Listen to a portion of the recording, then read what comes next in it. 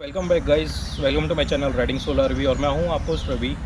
और आज बात करने वाले हैं हम लोग कि हमें बाइक कैसे चलानी चाहिए। फिर हम एज अ बिगिनर अगर मुझे बाइक चलानी नहीं आती तो मुझे क्या चीज़ ध्यान में रखनी है। जब हम बाइक चलाने के बारे में बात करें तो एक्चुअली हमें तीन चीज़ें जो सबसे इंपॉर्टेंट होती है, हमें उन चीज़ों को ध्यान रखना चाहिए। पहला होता है बैलेंसिंग, दूसरा होता है राइडिंग, उसके बाद वापस से तीसरा बैलेंसिंग। देखिए, जब हम बाइक बैलेंस की बात कर रहे हैं तो बाइक का जो बैलेंस है वो पैर पे होता है और पैर के जो मसल्स होते हैं उनके ऊपर होता है। अगर आपके पैर के मसल्स स्ट्रॉन्ग नहीं है तो आपको बाइक जल्दी से बैलेंस नहीं कर पाओगे और वो बाइक चांसेस है कि आप एक साइड में बाइक गिर जाए। ठीक है, लेकिन कैसा ना, जैसा टाइम बीतेगा, जैसा आपका माइंड एकदम ट्रेंड हो जाएगा बाइक चलाने के लिए, तो वे इवेंचुअली टाइम के साथ आपके पैर के मसल्स वेट हैंडल करने के लिए हो जाएंगी, प्रॉपर हो जाएंगी। ठीक है, चलो बाइक चलाने के पहले ना हमें कुछ चीज़ों को पता होना बहुत ज़रूरी है, तो उनके बारे में बात कर लेते हैं। तो जो अभी मेरा लेफ़्ट में है, मतलब आपके राइट में जो वो है ब्रेक्स। ओके, तो ये फ्रंट ब्रेक और ये है रेयर ब्रेक। ओके, तो अभी इन दोनों का काम आपको पता ही है, बाइक को ब्रेक लगाने के लिए यूज़ होता है। तो यूजुअली एक्टिवा ये सब या जो नॉन गियर बाइक्स होती हैं उनमें ब्रेक्स दोनों हाथ पे ही रहते हैं, दोनों साइड में ब्रेक मिल जाएंगे।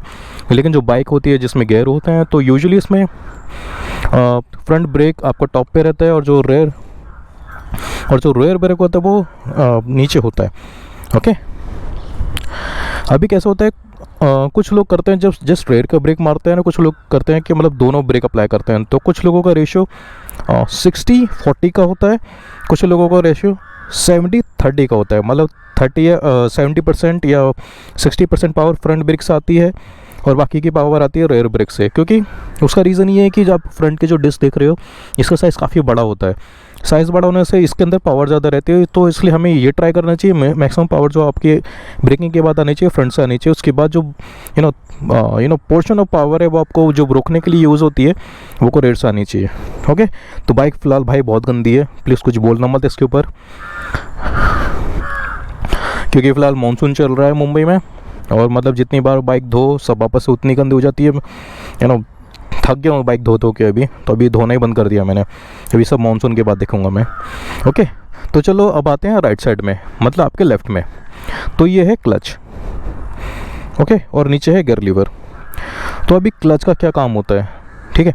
जब आप कभी भी क्लच को दबाओगे तो क्लच का काम ये होता है, जो इंजन से जो पावर जनरेट हो रही है और जो पावर जनरेट होकर जो चेन ड्राइव के थ्रू पिछले टायर को जाती है, उसको उसका जो ट्रांसमिशन है उसको रोकने का काम होता है क्लच का। मान लो आपको अपनी बाइक रोकनी है तो आपको क्या करना है, बाइक रोकने का मतलब होता है आपको बाइक को स्पीड ड्रॉप करनी है और उसको रोकना है। तो वो केस में क्या होना चाहिए, जो इंजन से जो पावर जनरेट हो रही है और जो पिछले टायर को जा रही है हमें वो डिस्कनेक्ट करनी है, उसको कट करना है।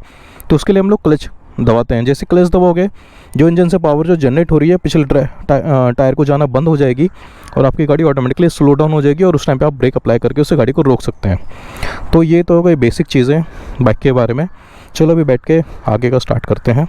ओके, तो सबसे पहले हम करेंगे इग्निशन ऑन। इसको इग्निशन बोलते हैं, मतलब जैसे आप इसको मैं अगर लेफ़्ट में कर दूँ, इसको रोटेट कर दूँ तो मेरा अभी हैंडल लॉक हो गया। मैं मतलब ऐसा बेसिक बताऊँ कि जैसे मैं ऐसा मान के चल रहा हूँ कि आपको कुछ नहीं पता है। ओके, तो अभी इसको ऑन करेंगे तो अभी इंजन ऑफ स्टेट में है। जैसे ही अभी ऑन करेंगे तो इग्निशन ऑन हो जाएगा। तो ये होता है किल स्विच का बटन। अगर ये ऑफ है, इस तरह का जो sign, I don't know if you can see और नॉट, अगर इस तरह का साइन बना है ऊपर तो उसका ये मतलब ये होता है कि अभी इंजन ऑफ है। मतलब आप कुछ भी करो, सेल्फ स्टार्ट मारो नहीं मारो, गाड़ी स्टार्ट नहीं होगी, इंजन को किल कर दिया गया है, बंद कर दिया गया। अगर मैं इसको नीचे कर देता हूँ, ऑन कर देता तो इस जो आपको ये दिख रहा होगा, इसका मतलब होता है कि अब इंजन रेडी स्टेट में स्टार्ट होने के लिए।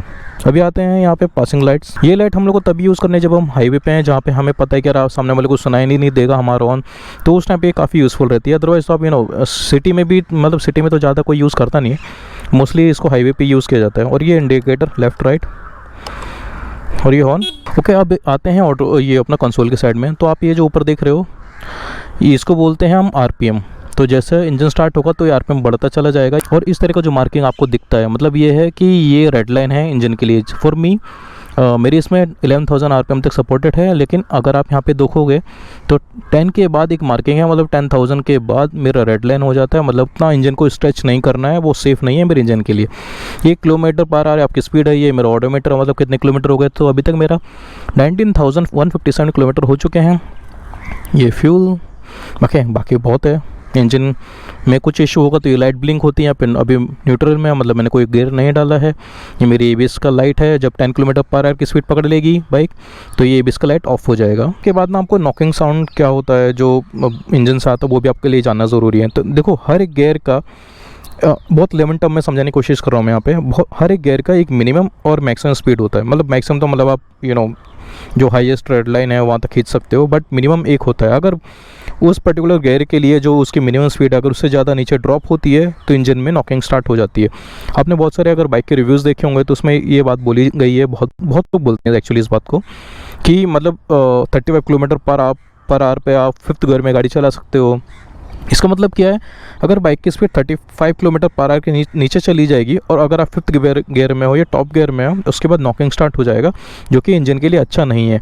जब भी आप गियर चेंज करते हो तो हमेशा याद रखना आपको गियर क्लच दबाने के बाद ही चेंज करना है। अभी फर्स्ट गियर डालेंगे, सबसे पहला फर्स्ट गियर गाड़ी को उठाने के लिए हम लोग फर्स्ट गियर यूज़ करते हैं। उसके बाद जब गाड़ी उठ के थोड़ा स्पीड पकड़ लेती है, अब then you go ahead with second, third, fourth, fifth, like that. Okay, तो अभी मैं गाड़ी को स्टार्ट करता हूँ। ओके, तो गाड़ी स्टार्ट। देखो ये एक्सीलरेटर, जैसे मैं इसको रोटेट करूँगा आरपीएम बढ़ जाता है मेरा, मतलब मेरा इंजन ज़्यादा आरपीएम पे ज़्यादा रोटेट करना स्टार्ट कर दिया है उसने, मतलब उतना पावर जनरेट कर रहा है। ठीक है, अभी मैं क्लच दबाऊंगा और गियर डालूंगा। मेरा पहला गियर नीचे है तो मुझे गाड़ी को खींचने के लिए एक इनिशियल पिकअप देने के लिए फर्स्ट गियर की ज़रूरत है। अभी मैंने डाला। अभी देखो ये कॉम्बिनेशन है। अभी जैसे मैं इसको छोड़ूंगा क्लच, तो अगर एरिया प्रॉपर है, ऐसा कोई हिल एरिया नहीं, तो जो डिफ़ॉल्ट स्पीड है फर्स्ट गियर का उस पर खींचना स्टार्ट हो जाएगी। लेकिन अगर कोई हिल एरिया है तो गाड़ी वो स्पीड पे नहीं चल सकती, क्योंकि ग्रेविटेशनल फोर्स को उसको नीचे खींचेगा। ओके, तो अभी जैसे मैं फर्स्ट गियर में हूँ फिलहाल, मैं क्लच छोड़ूंगा तो गाड़ी स्टार्ट हो जाएगी, खींचना अपने आप आगे। देखो चलना स्टार्ट हो गई आगे। देखो अभी मैं उसको टच भी नहीं कर रहा हूँ, एक्सेलरेटर को मैंने टच भी नहीं किया, एंड देन गाड़ी स्टार्टेड। ओके, अभी मुझे अगर इसके ऊपर कुछ ज़्यादा स्पीड खींचनी है तो मैं इसका एक्सेलरेटर को यूज़ करूँगा, and then I am getting speed of 10, 11, 12। Suppose now अभी क्या होता है, जैसे अभी मैं फर्स्ट गियर में ही हूँ, तो आप कितना क्लच रिलीज़ करोगे और कितना एक्सेलरेटर दोगे, इन दोनों को जो कॉम्बिनेशन है वो आपकी गाड़ी की स्पीड देने के लिए यूज़ होता है। और ये कैसे ना आप टाइम के साथ सीख जाओगे। ये मतलब इनिशियली जैसे आपने गाड़ी ढंग से छोड़ा नहीं तो गाड़ी बंद हो गई, मतलब इस तरह के इश्यूज़ आपको होते रहेंगे स्टार्ट में। लेकिन जैसे आपका माइंड ट्रेंड हो जाएगा इन दोनों का कॉम्बिनेशन ढंग से यूज़ करने के लिए, नोटिस करना जैसे मैं क्लच छोड़ूंगा मैं एक्सेलरेटर को भी साथ में दूंगा। देखो अभी मेरे दोनों हाथ को नोटिस करना, मैंने दिया, मैंने बहुत माइन्यूट से दिया है, वो समझ में नहीं आएगा जल्दी, आपको थोड़ा देखना पड़ता है। तो जब एक प्रॉपर एक एक्सेलरेशन या स्पीड मिल जाएगी तो आपका बैलेंस ऑटोमेटिकली हो जाएगा, आपको पैर नीचे रखने की ज़रूरत नहीं है। ठीक है, अभी मैं वापस से गाड़ी रोकने की कोशिश कर रहा हूँ। तो अभी मैंने सब कुछ छोड़ दिया है। अभी मैं क्लच दबाऊंगा जिससे मेरे जो इंजन से जो पावर जनरेट हो रही है वो पिछले टायर में ट्रांसमिट ना हो। अभी मैं ब्रेक अप्लाई कर रहा हूँ, दोनों साथ में। गाड़ी रुकी, अभी मैं गियर चेंज कर देता हूँ, तो अभी मेरी गाड़ी स्टिल हो गई। तो अभी कैसा होता है, बहुत लोग ऐसा ना जैसे गाड़ी रुकती रहती है तभी गियर चेंज कर देते हैं। लेकिन जैसा आप फर्स्ट टाइम गाड़ी सीख रहे हैं तो आपको ये जो कॉम्बिनेशंस है एक साथ सब कुछ करने का, उसमें आपको टाइम जाएगा। लेकिन जैसे जैसे आप टाइम बीतेगा तो आप उसके साथ ट्रेंड हो जाओगे, आपका माइंड ट्रेंड हो जाता है, तो ये सब ऑटोमेटिकली चीज़ आपके साथ होने लगेंगी।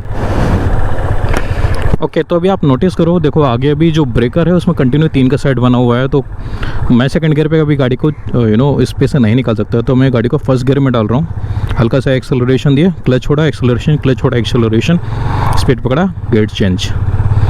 Now again in second gear, वापस से सेम टाइप का ब्रेकर आ गया है, तो मुझे वापस से फर्स्ट गियर में जाना पड़ेगा, क्योंकि मैं इसके ऊपर से ज़्यादा स्पीड में निकालूंगा तो गाड़ी उड़ जाएगी। तो हल्का सा clutch release, acceleration just notice करो, देन गुड टू गो, पूरा क्लच छोड़ दिया, वापस से गियर चेंज। अगर आपके बाइक की स्पीड थोड़ी सी ज़्यादा है तो अपना क्लच को हल्के से इस तरह से रिलीज़ नहीं करोगे, क्योंकि आपकी गाड़ी में वो मोमेंटम ऑलरेडी मिला हुआ है, तो आपको हल्के से रिलीज़ करने की ज़रूरत नहीं है। उस टाइम पे आप क्लच को क्विकली रिलीज़ कर सकते हैं। मैं अभी करके दिखाता हूँ, चलो। तो अभी गाड़ी ने स्पीड पकड़ी। अभी जो देखो मैं अभी नेक्स्ट गियर डालूंगा तो उसको क्लच को देखने निकलता है, जल्दी रिलीज़ किया, देखो सी। जब भी आप फर्स्ट टाइम गाड़ी चलाना सीख रहे हो तो भाई हमारे चांसेस होते हैं कि हम गिरेंगे बहुत ज़्यादा, मतलब हमारे बहुत ज़्यादा एक्सीडेंट होंगे, हम 50 बार गिरेंगे, 10 बार गिरेंगे, वो उस सब के चांसेस ज़्यादा हुए रहते हैं। तो वो केस में ना आप हमेशा ध्यान रखना कि एटलीस्ट हेलमेट और शूज़, एटलीस्ट ये 2 चीज़ तो हमेशा पहनो, बिकॉज कैसा ना जब आप गिरोगे ना सर पे लगने के चांसेस ज़्यादा होते हैं कि सर भाई सर पे एक बार लगाना तो भाई मतलब सर को फूट गया और सर में कुछ नुकसान हुआ ना तो आप मतलब मेंटल इश्यूज़ भी हो सकते हैं। उम्मीद करता हूँ आपको ये वीडियो पसंद आया। अगर आपको ये वीडियो पसंद आया तो इस वीडियो को लाइक करो, शेयर करो, सब्सक्राइब करो। अगर आपके कोई क्वेरीज है प्लीज़ कमेंट बॉक्स में लिखो, मैं उसका रिप्लाई ज़रूर करूँगा। और इन केस मैं कोई पॉइंट मिस कर गया हूँ तो भाई लोग प्लीज़ उसके लिए सॉरी, लेकिन आप मुझे कमेंट बॉक्स में लिखो, मैं उसका जो भी होगा एक्सप्लेनेशन वहाँ पर आराम से आपको दे दूँगा। तो चलिए मिलते हैं अगले वीडियो में, तब तक के लिए मुझे इजाज़त दे। मैं हूँ आपको स्ट्रीवी, take care, bye bye and ride safe. सांप, ओहो भाई रास्ते में डर ही गया भाई मैं तो सांप को देख के।